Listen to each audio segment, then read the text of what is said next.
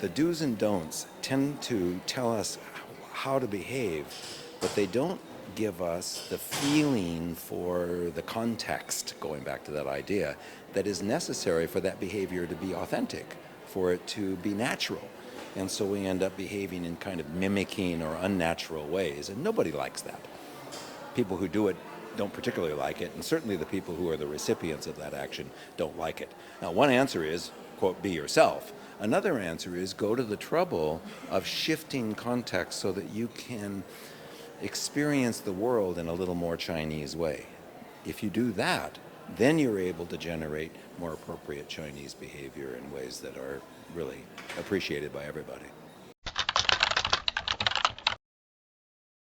You know, and one of the big studies at Harvard that was done recently showed that that a characteristic of successful entrepreneurial leaders over a large period of time was something that they called contextual agility or contextual intelligence, kind of the ability to deal with context well, which is pretty much what intercultural competence is about. It's being aware of your own cultural context, being aware of alternative contexts, and ideally being able to shift back and forth between the two.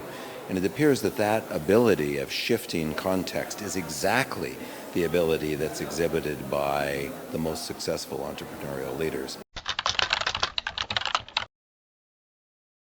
Pretty much every business situation is a multicultural situation now. Multicultural teams, you know, business. There are very few businesses that can afford to be simply national. I mean, minimally they're international, and most of them are trying to become global in some, that is to coordinate themselves across many national boundaries.